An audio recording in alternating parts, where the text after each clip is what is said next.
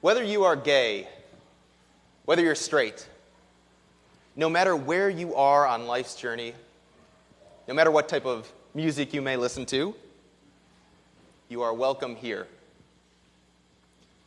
So it's Pride Weekend, in case you haven't heard.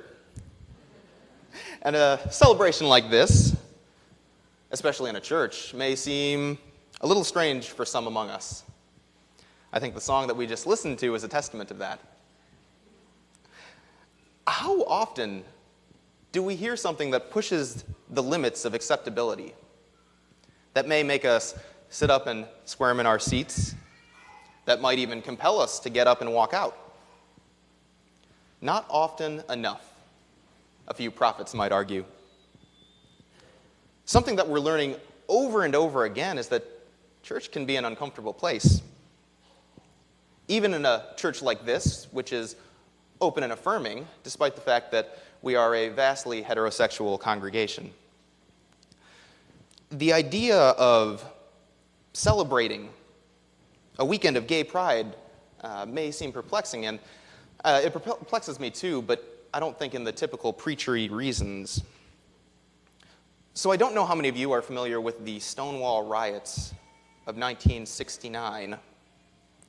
It's not really talked about as much as a lot of the other cornerstones of our civil rights in this country, like the Selma to Montgomery Civil Rights March or the 1913 Women's Suffrage March to D.C. But every time this year, Pride Weekend finds its roots in this unfortunate and horrible event. It began in Greenwich Village in New York City. Well, my wife, Caitlin, and I were living there. I've had the chance to walk down this road where the bar stood many times. Today, it looks like a typical New York street. Time has healed the scars that once lay there. It's now littered with beautiful apartments, upscale bars, refurbished churches. It's a pleasant place to be. But as we travel back in time from those sunlit and shining streets, we find ourselves in a dark and rundown place that this street was nearly half a century ago. It was the early morning of June 28th, 1969, 45 years from yesterday, where members of the gay community gathered at one of the only bars in the area that would openly serve this type of clientele. A bar that was ironically run and operated by the mafia. Now, for those who are born after this period, back then, especially in New York City, it was pretty common practice for police to arrest people simply for being gay. And it was a jailable offense to be discovered as a man wearing any sort of women's clothing. Law enforcement would raid well-known gay bars, arrest the clients, and shut down the bar. To be openly gay was to constantly live in fear of being rounded up at any moment. Right here in an American city.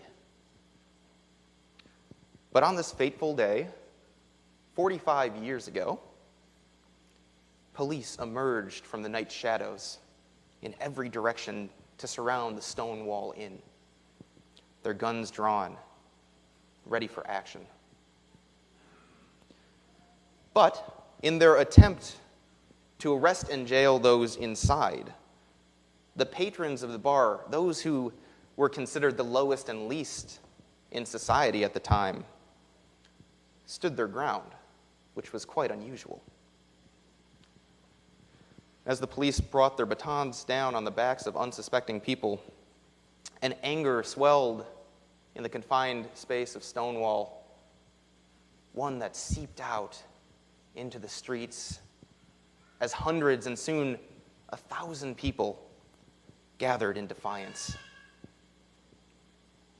It was an anger that pushed back against this tide of uniforms and weapons, for the first time unified as a community.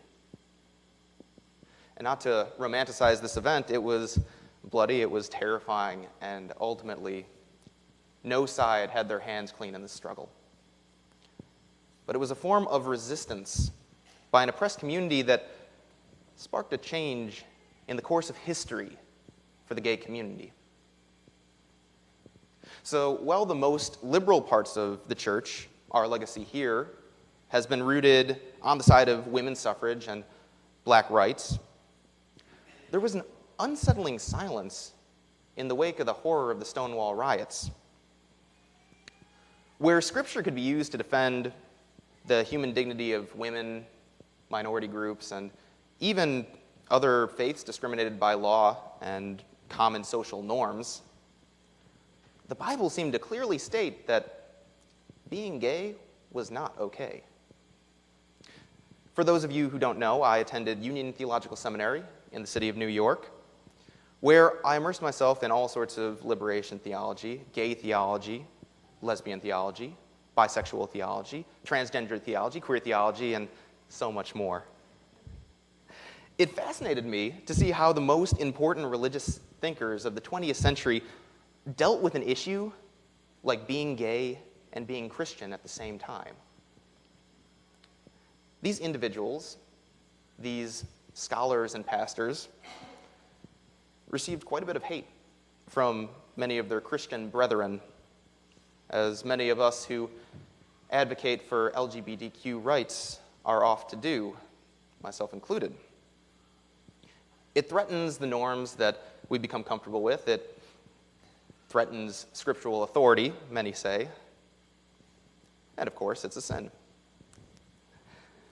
But as much as I and others are told to read Corinthians 6, 9, and 10, or Romans 1, 26 and 27, that men commit shameless acts with men and receive in their own persons the due penalty for their error, I often find myself going back to Colossians' mark against women having any worth, or another verse from 1 Corinthians that 1 Corinthians 8 requires that you have certain dietary restrictions, else you also go to hell. So I ask why my Christian brothers and sisters, why they believe that it's all right to break those rules and not others, and there's always some nuanced argument that explains away why breaking some rules but not others are okay in their book. I think the same goes for passages on homosexuality. And I could well go into the same explanation of Paul's 2 sentences in all of his letters that write against homosexuality, not necessarily against the gay community, but against the Roman Empire, who at the time had been this superpower who had a lot of norms that ended up hurting a lot of other people, and that in fact he wasn't writing against anyone who was gay, but rather was writing against the imperial powers who controlled everything at the time. I'm not going to do that, though. Because if we pick and choose what constitutes the right way of being on God's side, we become these cafeteria Christians who like to choose 1 or 2 passages to focus on, kind of like a child eating just the marshmallows out of their Lucky Charms cereal, which may be delicious, but is also unhealthy. God doesn't speak to us in single sentences, in isolation. Our prophet today, Micah, I think sums up what is present in every single text throughout the Bible, and resounds as Christ tells us to love, to do kindness, to walk humbly with God. This is the encapsulation of holy doctrine. This is the core of any community of Christian faith.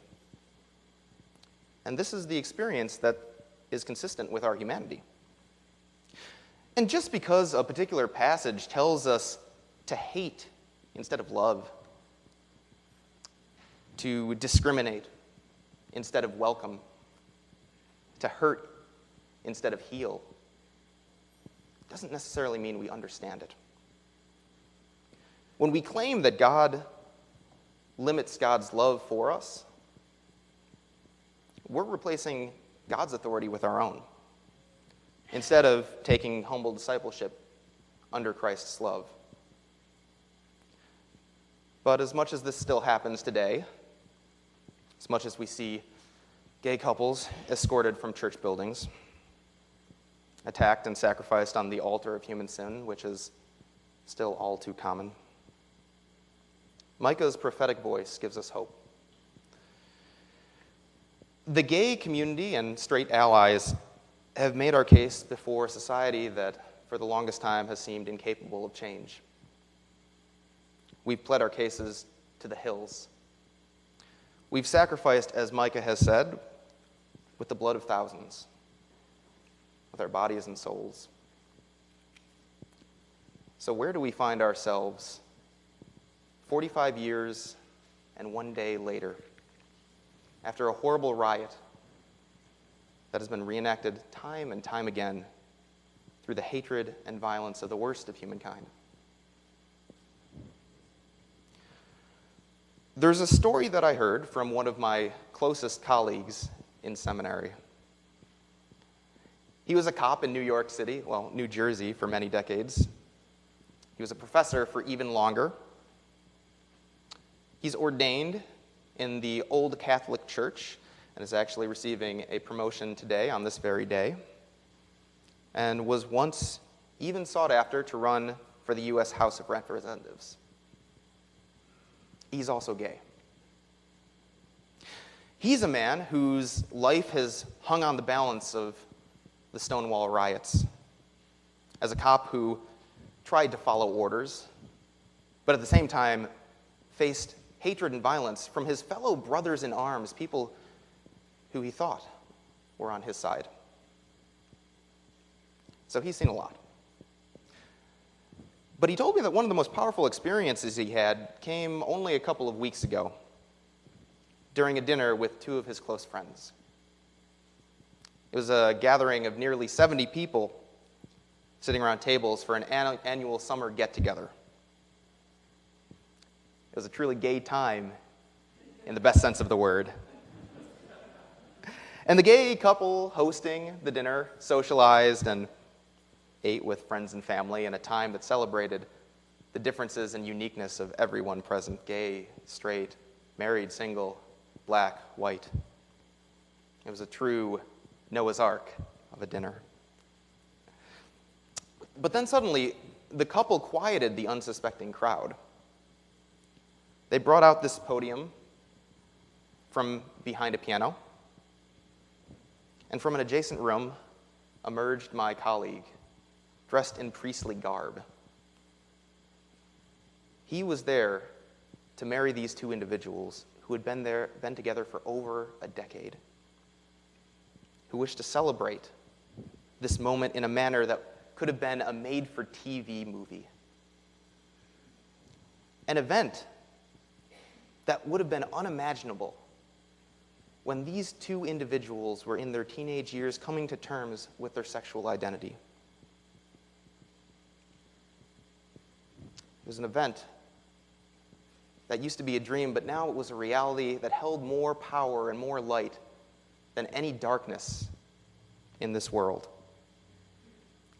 It was a moment that wiped away the tears of pain and replaced them with tears of joy. It was so simple of a service, but so powerful of an event.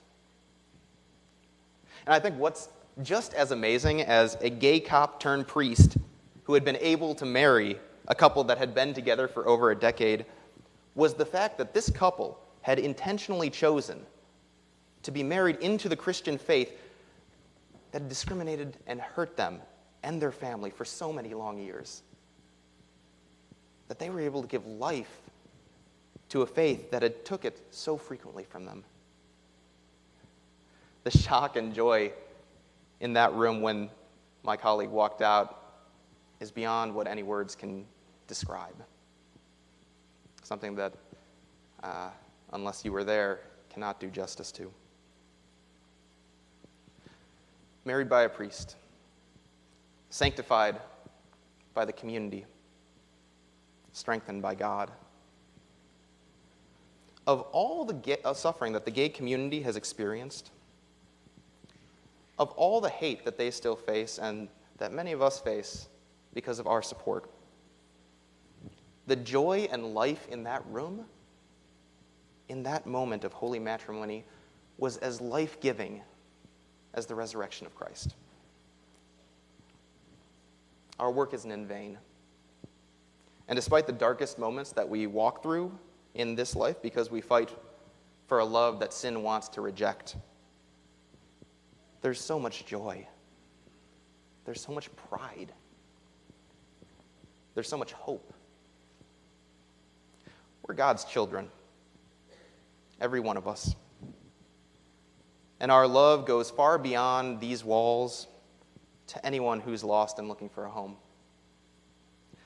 A love that's representative of our brothers and sisters of the First Congregational Church of Downers Grove who are marching in the Pride Parade, all the way to Haiti, where we find our mission of love embodied in our actions and not just our words. So, whether you're gay or whether you're straight, no matter where you are on life's journey, no matter what type of music you like to listen to, you are welcomed here. Amen.